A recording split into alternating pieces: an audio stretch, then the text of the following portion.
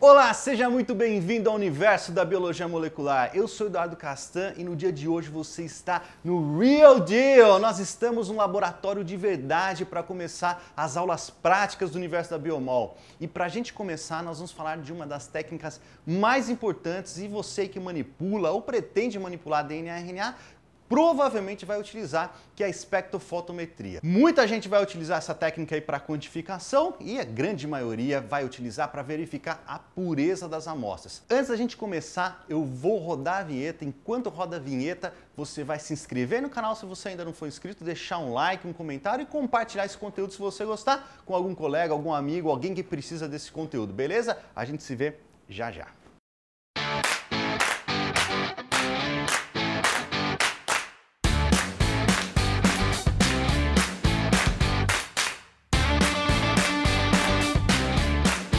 Pessoal, agora é o seguinte, a gente vai começar aqui na bancada daqui a pouco, só que antes da gente começar aqui e meter a mão na massa mesmo, a gente precisa entender o que vai ser feito, né? Não adianta ficar misturando a aguinha aqui, senão você não vai saber o que você está fazendo. O objetivo aqui é aprender e entender cada passo para você, eventualmente, resolver um problema se você precisar.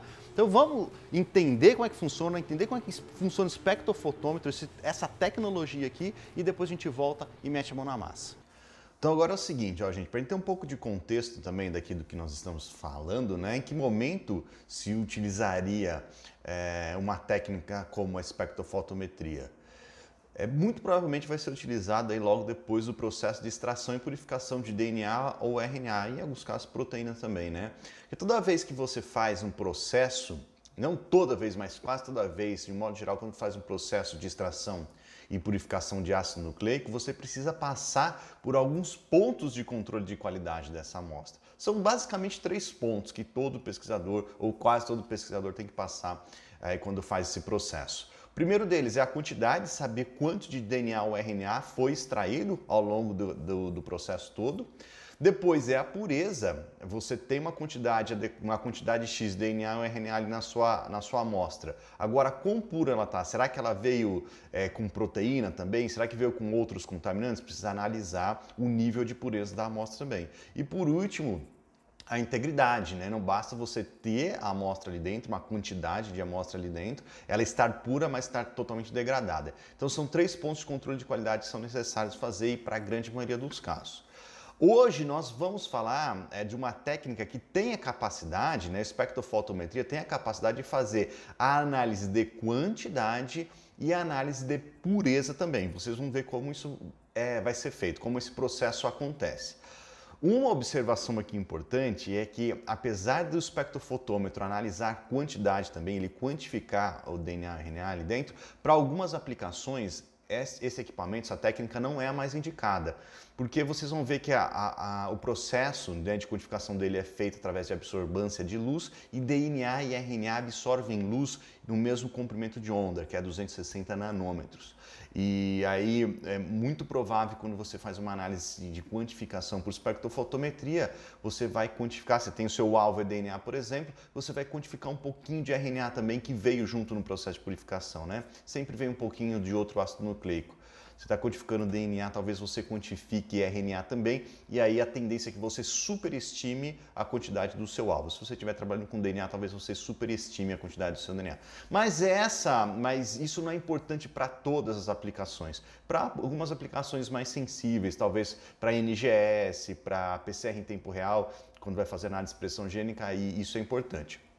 Mas, então dá para fazer a quantificação também, não é indicado para todas as aplicações, mas dá para fazer.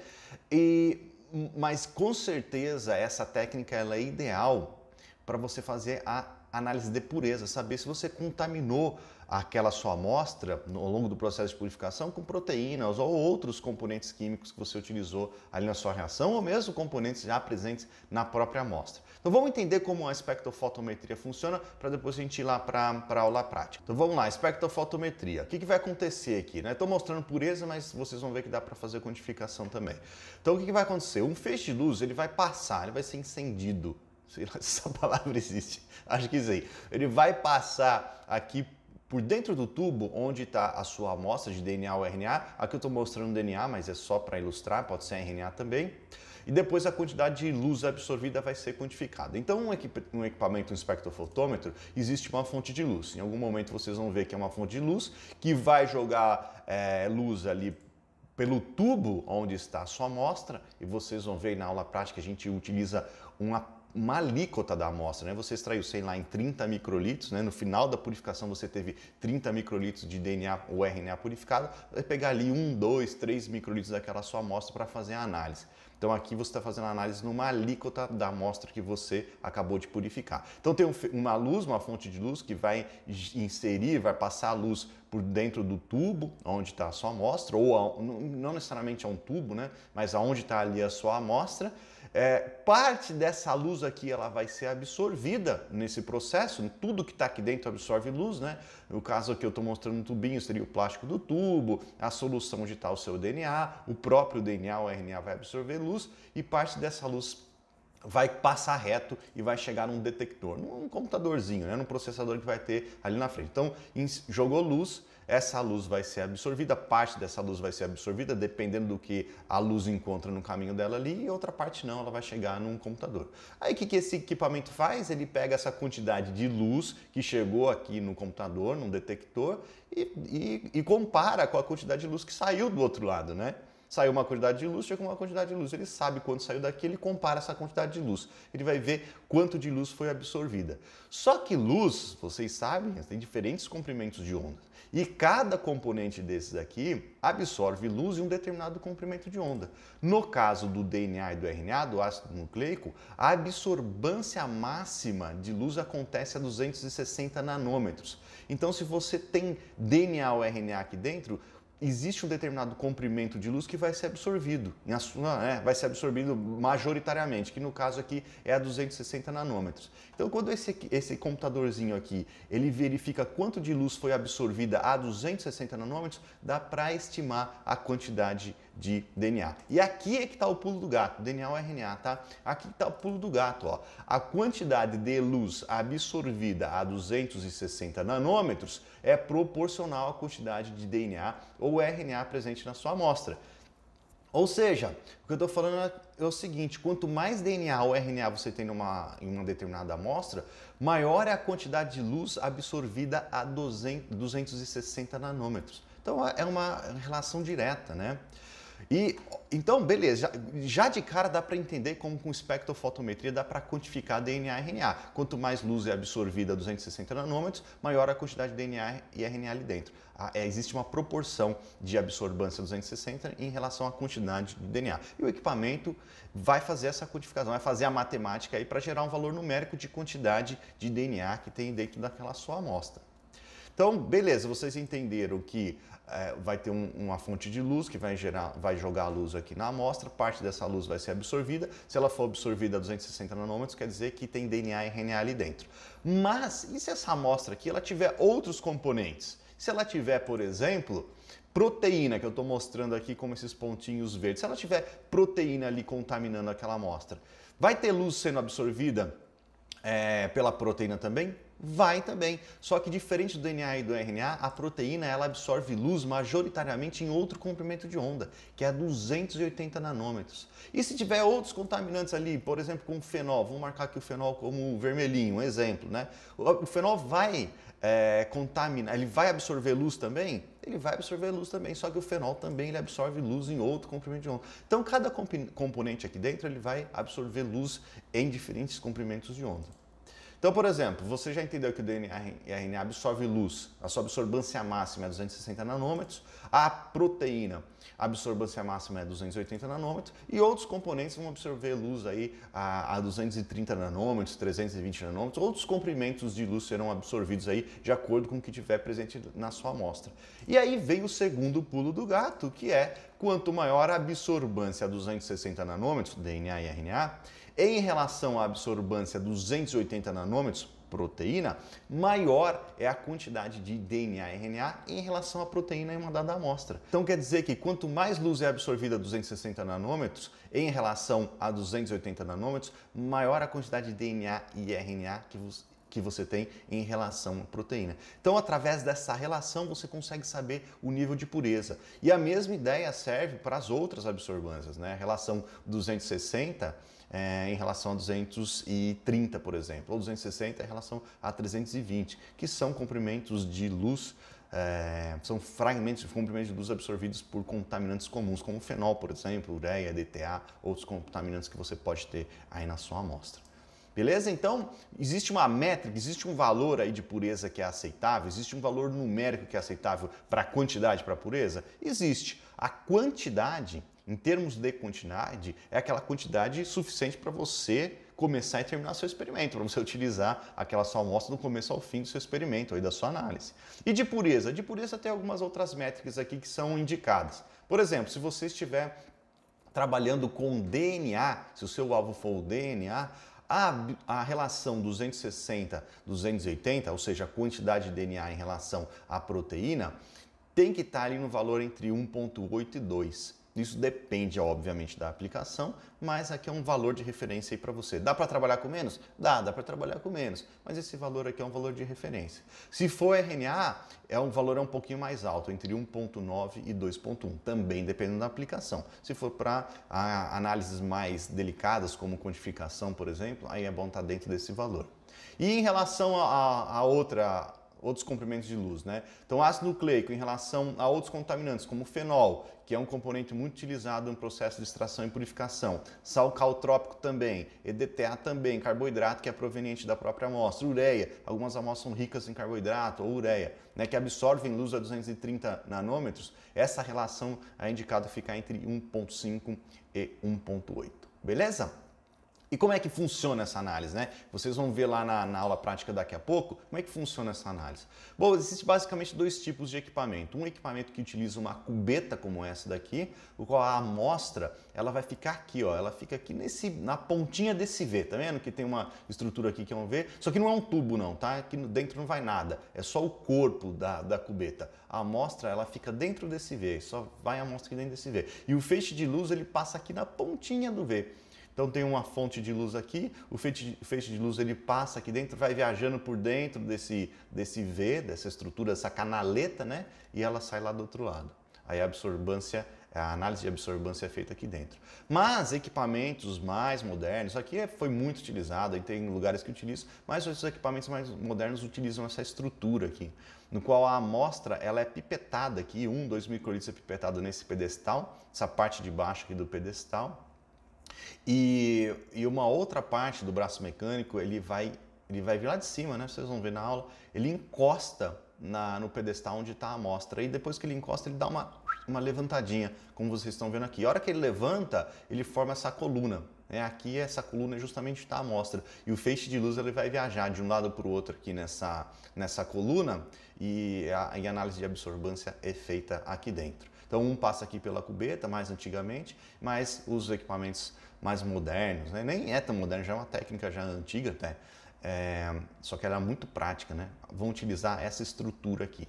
Né? A análise de absorvância é feita dentro dessa coluna. Ou seja, não tem tubo, como eu mostrei lá para vocês no meu esquema. Né? Aqui até tem, né? Uma canaletinha como se fosse um tubo, mas ela é só para vocês entenderem. Ou seja, não tem um tubo, só tem a solução com o DNA ou RNA aqui ou os possíveis contaminantes. Quais equipamentos fazem isso? Aqui são esses exemplos de espectrofotômetros, né? Utilizam essa tecnologia. Alguns trabalham só com o sistema de coluninha, outros trabalham com coluna e cubeta, cada um faz de um jeito. O que nós vamos utilizar na aula prática é um semelhante a esse aqui, chamado Nanodrop, que eu acho que foi um dos primeiros, se não foi o primeiro, foi um dos primeiros a utilizar o sistema de coluna, e ele é o mais conhecido. Esse modelo que eu estou mostrando aqui é o mais novo, lá na aula vocês vão ver que é um modelo um pouco mais antigo, mas a tecnologia é exatamente a mesma, são pouquíssimas as diferenças de um para o outro. Beleza? Então, antes da gente ir para a aula, deixa eu só mostrar aqui alguns exemplos de resultados. A gente vai ver resultado de amostra real, mas eu quero, para a gente ter aqui o ideal, né, mostrar o ideal para vocês e ficar mais fácil de entender como é o resultado esperado de um espectrofotômetro.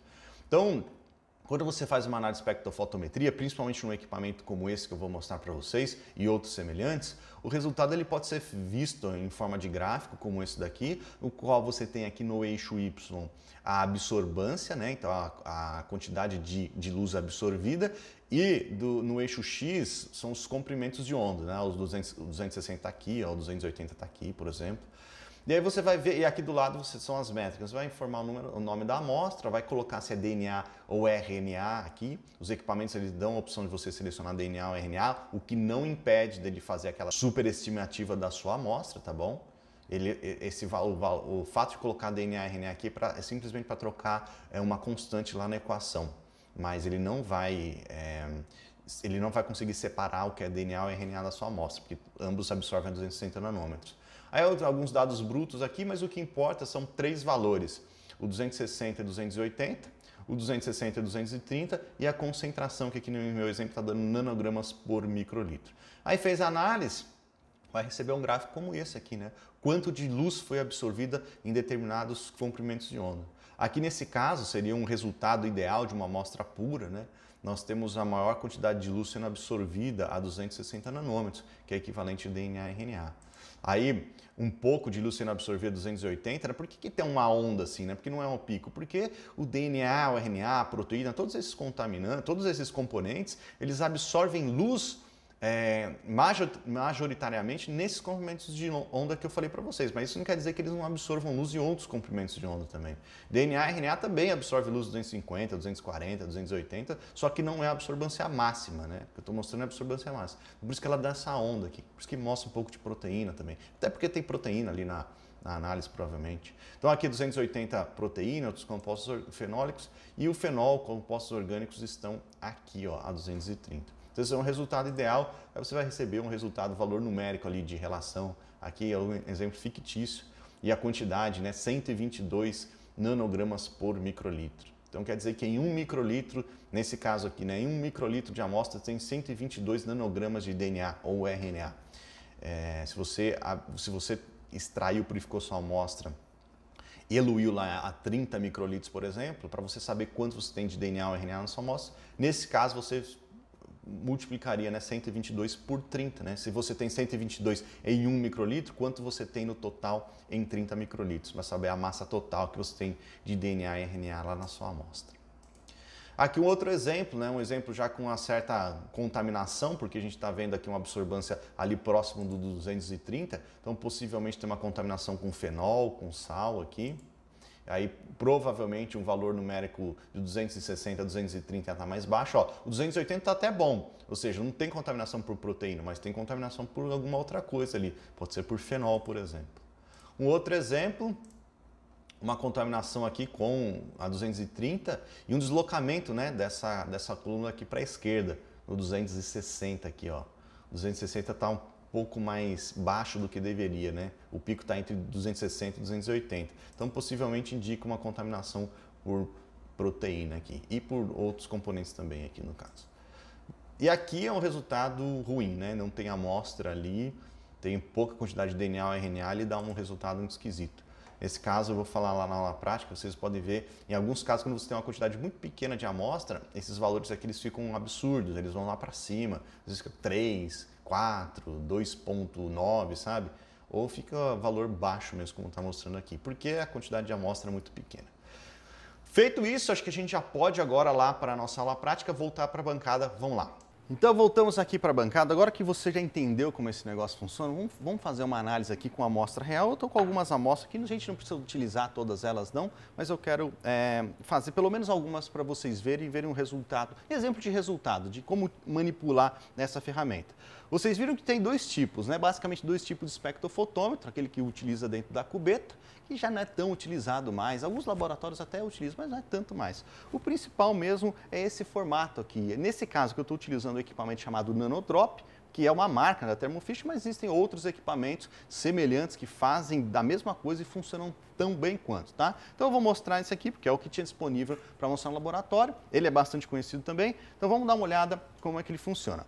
Esse modelo especificamente está ligado a um computador e a análise vai ser feita no computador. Alguns desses equipamentos já têm a sua própria telinha integrada a ele e a análise seria feita lá na telinha. Mas aqui no caso nós vamos fazer a análise olhando para um computador, ele está ligado aqui a um computador, existe um software desse equipamento ligado a ele e a gente vai fazer a análise agora. Só mais uma coisa para você ver aqui antes da gente começar, a gente viu até na aula, né, lá na parte teórica, como é que funciona o equipamento, mas aqui é o corpo do equipamento. Existe esse braço mecânico aqui, alguns casos, em alguns equipamentos tem uma certa automação desse braço aqui, e essas duas pontinhas, esses dois negocinhos que vocês estão vendo aqui, é o pedestal, é aqui que acontece a análise, é de um lado desse pedestal para o outro que passa a luz e é feito a leitura, a varredura de luz ali, a absorção, a absorbância de luz nesse tipo de análise, tá bom? Então a gente vai começar a usar o equipamento aqui. A primeira coisa que a gente tem que fazer, depois que liga, ele faz uma análise. Quando vocês ligarem pela primeira vez, ele vai fazer uma análise de leitura ali de comprimento de onda, mas a primeira coisa que você tem que fazer é o branco. O branco nada mais é do que uma calibração desse equipamento. Você está colocando uma solução, ele vai fazer uma leitura dessa solução aqui. Pode ser água, pode ser uma solução tampão, ele vai fazer a leitura da solução e o que ele vai fazer nessa leitura é informar para o equipamento o seguinte, ó, equipamento, isso que você está lendo aqui é uma solução que não tem amostra. Uma amostra que não tem nada ali dentro, ela tem essa cara aqui. Então, é o branco, tá? É um tipo de calibração, é uma informação que nós estamos passando para o equipamento. Depois, a amostra vai ser rodada, ele vai utilizar essa informação do branco para dar a quantidade e a pureza adequada da amostra. Uma informação muito importante aí para você que está começando é o seguinte, é fundamental que o branco que você utiliza nesse primeiro passo aqui na sua análise seja a mesma solução que você utilizou para eluir as suas amostras lá no processo de extração e purificação. Se purificou a amostra, eluiu a amostra com água, o branco que você vai utilizar tem que ser água aqui. Se você utilizou um tampão TE, tem que ser um tampão TA que você vai utilizar aqui. Nesse meu caso, as amostras elas foram eluídas em água, então o branco que eu vou utilizar aqui é água, beleza? Então, vamos lá. Então, para a gente começar, vamos abrir aqui o pedestal, né, o braço dele, na verdade, para expor o pedestal. Diferente das cubetas, aqui simplesmente basta você limpar, né? Pode colocar, para a primeira análise, poderia colocar a água aqui para fazer uma limpezinha, passa um paninho bem suave, bem macio para não danificar, pode ser papel higiênico mesmo, contanto que ele não seja um papel grosseiro, para dar uma limpada e aí está pronto para fazer o branco. Então, para a gente fazer o branco é o seguinte, eu vou ligar aqui o computador, aqui na tela vocês estão vendo onde vai ser feita a leitura mesmo e onde vai ser feito o branco, né? Essa informação inicial, essa calibração. Vamos começar fazendo o branco? Vou pegar aqui uma ponteira, ó. Vocês podem utilizar aqui para fazer o branco, geralmente se trabalha com 1 microlitro, né? Para fazer o branco, para fazer a amostra, para fazer a análise de modo geral, trabalha geralmente com 1 microlitro aí da sua amostra. Você pode trabalhar com volumes menores ou trabalhar com volumes maiores, de meio microlitro a 2 microlitros, até mais. Depende da especificação do equipamento e da concentração da sua amostra. Então, por exemplo, se você tem uma amostra que ela está muito diluída, você sabe ou você desconfia que ela está diluída, talvez você possa começar aí a sua análise com 2 microlitros, porque você vai colocar maior quantidade de massa de DNA ou RNA aqui nessa leitura. Você pode trabalhar com volumes maiores. Essas aqui eu sei que elas estão numa concentração boa, porque eu já testei. O método de extração utilizado aqui no laboratório ele é bem estabelecido, as amostras são fáceis de analisar, de extrair, então eu vou trabalhar com microlitro. Eu vou pegar 1 microlitro de água, no meu caso é água, no seu não sei, a solução que você utilizou para fazer a eluição, coloca aqui no pedestal, coloca ali com cuidado e fecha o braço mecânico. Fechou? O que você vai fazer? Vai clicar, analisar branco. Quando ele começa a análise do branco, ele faz aquele movimento que eu mostrei para vocês na outra parte da aula, ele encosta uma parte do pedestal na outra parte do pedestal e dá aquela levantadinha formando a coluna. É ali naquela coluna que vai ser feita a análise, que é o que ele está fazendo aqui. Se você ouve o barulhinho dele é porque ele está fazendo a análise. Então ele está informando nesse momento para o equipamento, ó, isso aqui é um branco, isso aqui é uma solução sem nada de DNA ou sem nada de RNA. É isso aqui que você tem que considerar um branco. Então, você fez essa calibração inicial, vai abrir o equipamento, não precisa fazer lavagem nenhuma, diferente da cubeta, basta passar aqui, como eu falei para vocês, um papelzinho e está na hora de rodar a amostra. Para rodar a amostra, uma coisa muito importante, vocês não podem esquecer de jeito nenhum. Aqui a minha amostra não está no gelo, que é uma amostra que não vai ser utilizada em lugar nenhum. Se você tivesse uma amostra de RNA, uma amostra de DNA de um experimento mesmo, vai colocar isso aqui no gelo para fazer bonitinho. Mas é fundamental, aqui é um ponto de partida fundamental, que essa amostra aqui esteja muito bem homogeneizada na hora que você for fazer análise. Por quê? Se ela não está homogeneizada, se ela estava congelada, por exemplo, e você utiliza ela diretamente do momento que ela estava congelada, talvez aquela porçãozinha, aquele 1 microlitro, aquela amostragem que você está utilizando ali não representa o que tem ali dentro de fato. Então é fundamental você fazer uma homogeneização, pode ser uma homogeneização assim, com um petelequinho mesmo, como eu estou fazendo aqui. Se você tiver um vórtex, pode utilizar um vórtex. Importante você homogeneizar bem, tirar, né, o excesso da amostra das paredes, da tampinha do tubo, e aí pega aqui o seu 2 microlitros, aqui no meu caso eu estou utilizando 1 microlitro e põe para fazer análise. Mesmo esquema que você fez no branco. Coloca aqui com bastante cuidado, fecha o pedestal com cuidado, o equipamento não é super sensível e aí você bota para analisar, para fazer a análise mesmo. Então tá aqui, ó. Eu acessei aqui o report, né, o resultado final depois de fazer a análise. Que ele fica disponível, o report é gravado da corrida, dessa maneira que eu estou mostrando aqui para vocês. Mas, para ficar um negócio mais legal de ver, fica mais fácil de visualizar, a gente conseguir ver os números não aqui em formato de tabela desse jeito, aqui também é muito bom, né? Esse é o formato como ele fica gravado depois que você faz a análise. É excelente para você consultar depois, para você exportar, jogar isso aqui em formato de tabela, processar esses dados aqui, acho que não tem jeito melhor. Mas para a gente ver aqui agora na aula, acho que fica mais legal se a gente olhar no resultado mais bruto, né? Não em formato tabela, que é esse daqui, ó. Então aqui nós temos a primeira amostra, ficou com aquele formato de curva ideal, né? Muito próximo do ideal aí. Olhando pelo menos para o formato que não tem nenhuma anormalidade, né? Não tem esse pico aqui perto do 220, 230, ele é bem comum, não muito alto, né? Mas ter essa voltinha aqui no começo é bem comum, é assim que é esperado. Aí tem o pico principal aqui perto do 260 e depois o resto, né? Das amostras, dos comprimentos de onda. Então ele ficou com o formato de curva muito perto do esperado. Então aqui é uma amostra de DNA, eu tirei as outras informações aqui para não poluir, né? Deixei aqui mais fácil a gente visualizar, tirei as informações brutas da análise e deixei mais o que interessa. Só deixei algumas mais brutas, que é 260, 280, a absorbância 260, 280, ela sozinha não nos informa muita coisa, como vocês já sabem, o legal é fazer a comparação 260, 280, 260, 230. E aí, olhando para esses números, aqui, a 260, 280, isso aqui é uma amostra de DNA, tá? A amostra de DNA está 1,98, está excelente, ou seja, a quantidade que eu tenho de DNA nessa amostra em relação à quantidade de proteína, ela está ideal para fazer análises sensíveis como corrida de PCR. Se fosse RNA, mesmo se fosse RNA, estaria muito próximo do ideal para fazer uma PCR em tempo real, por exemplo. Tá? Então, o primeiro valor aqui está muito bom. O segundo, ele me chama um pouco a atenção, porque ele ficou um pouco alto, né? 2,26. Ele tem que ser acima lá, não lembro quanto que era exatamente que a gente viu, né? Mas é um pouco, acho que acima de 1,5 ele já está ok. Aqui ele está com 2,26, é um valor um pouco alto. Eu não acho que isso aqui seria um problema para fazer aí as corridas, as próximas análises, mas ele pode ser um indicativo de que o branco utilizado aqui não foi o mesmo utilizado lá na amostra, talvez tenha algum pouco de diferença. E pode ser isso mesmo, né? Porque essa amostra aqui eu peguei ela pronta, eu utilizei água, pode ser isso mesmo. Mas, de qualquer maneira, não está um valor muito alto. Se tivesse, sei lá, 3, 2,9, aí eu ficaria esperto. Mas 2,26 eu acho que está ok.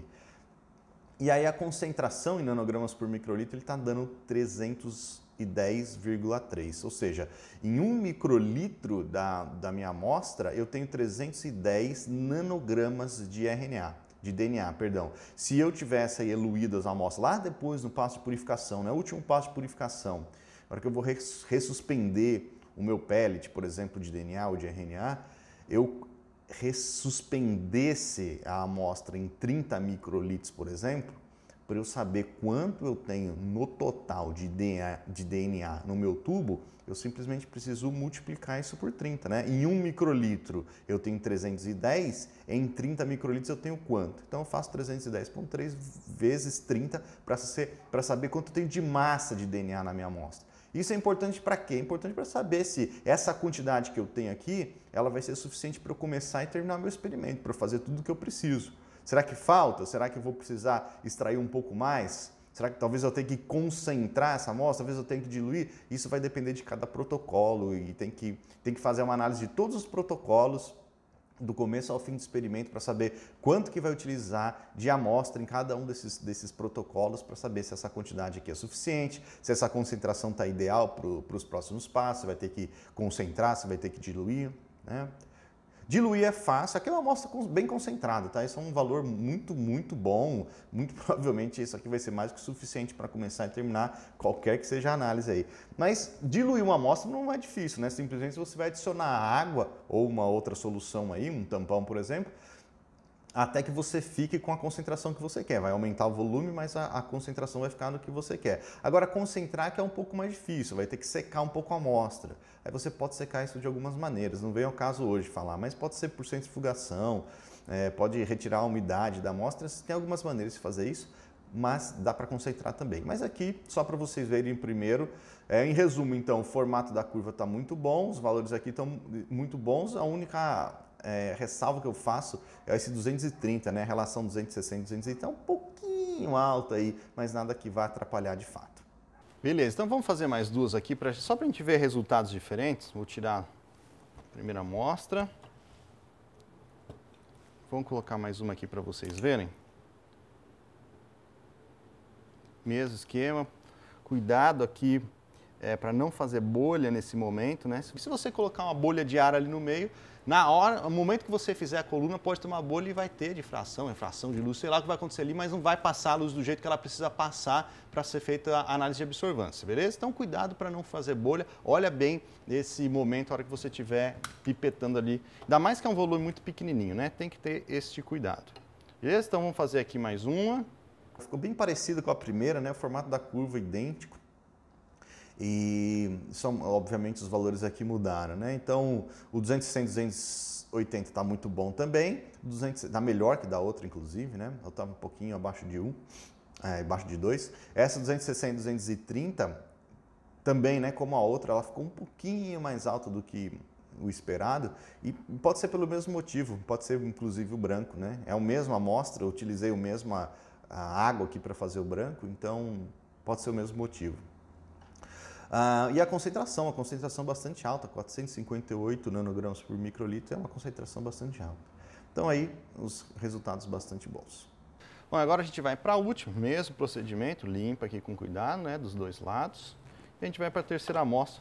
Mais uma vez, é só para vocês verem 3 resultados diferentes, a gente comparar um com o outro depois. Não esquecendo de homogeneizar, né? Eu já tinha pré-homogeneizado todas essas amostras antes da gente começar. Não esqueça de homogeneizar todas elas antes de fazer. Baixou o braço, põe para analisar e está pronto. E a terceira e última amostra, mesma coisa, né? Formato da curva idêntico, a mesma coisa, só que a concentração da amostra ficou maior de todas, quase 700 nanogramas por microlitro. E o mesmo padrão aqui, 260, 280, 1,98, 260, 230, que ficou um pouquinho mais alto também. Mas de todo jeito, essas amostras aqui da vida real ficaram com esse formato, com essa cara. Vocês viram outros exemplos do que seriam amostras ruins lá na teoria, né? Aí já deu para ter uma ideia do que nós temos aqui, com um resultado real, amostras reais, em um laboratório real de uma análise de nanodrop de um espectrofotômetro.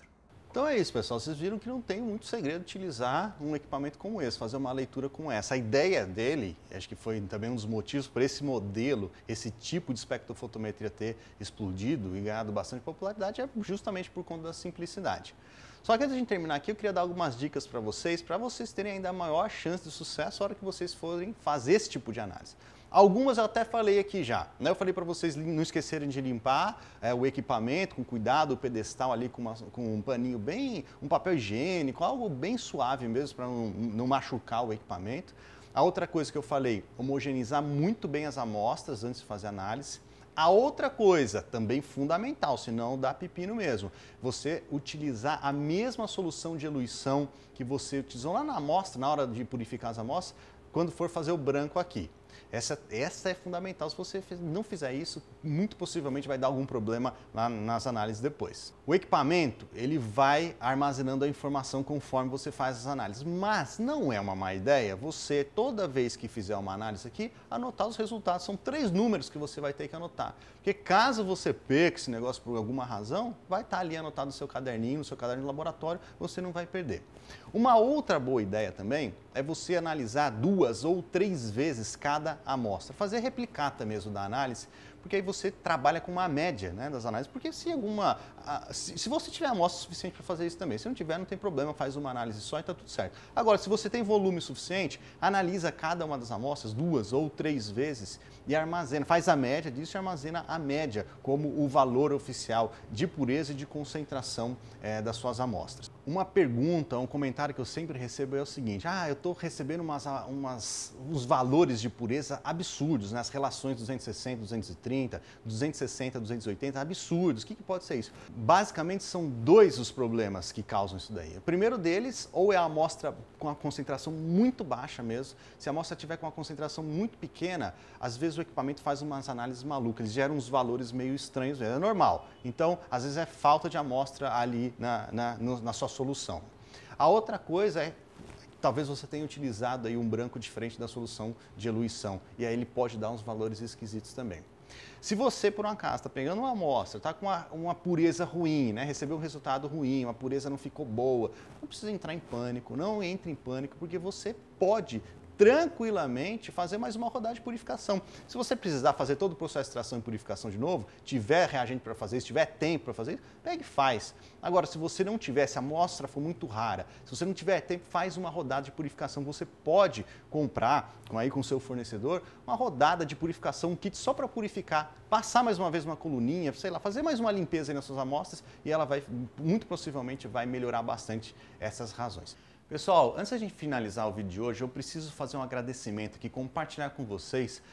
Aquilo é parte daquela premissa da energia que move o universo da biologia molecular, né? A gente faz tudo isso daqui para quê? Para ajudar as pessoas, democratizar o conhecimento sobre biomol, sobre técnicas complexas como essas aqui e fazer com que todas as pessoas que queiram, que precisam utilizar isso aqui, possam utilizar, né? Qualquer um que precise buscar essa informação vai ter um lugar para buscar. Só que para eu conseguir fazer isso aqui, para conseguir fazer as gravações dessas aulas práticas, eu precisei de ajuda, acho que pela primeira vez aí, desde a criação do universo da biomol, eu estou precisando de ajuda, o negócio está crescendo, as pessoas estão contribuindo e eu preciso fazer um agradecimento em primeiro lugar para a Promega, que não está patrocinando esse canal, não está patrocinando esse vídeo aqui de forma alguma, mas eu gostaria de agradecê-los porque eles colocaram a mão na massa, eles se dispuseram a encontrar pessoas que pudessem liberar um espaço para a gente fazer as gravações aqui. Além disso, eles disponibilizaram alguns reagentes, alguns kits que a gente está utilizando aqui nas aulas práticas. Então, primeiro agradecimento à equipe da Promega. Depois, eu gostaria de agradecer a professora Luísa Villa, que é quem manda nesse negócio todo aqui. A professora também disponibilizou o laboratório dela, ela foi super gentil, ela entendeu qual que é essa nossa ideia aqui, nossa premissa, esse propósito que a gente tem aqui e falou, galera, se é para fazer com que a ciência avance, vamos fazer esse negócio acontecer. E ela disponibilizou o laboratório dela, consumíveis, reagentes, o pessoal dela para me ajudar aqui a organizar tudo isso daqui. Então eu estou agradecendo também a professora. Muito obrigado a todos vocês que me ajudaram com isso aqui, que estão participando ativamente. A gente se vê no próximo vídeo. Tchau, tchau.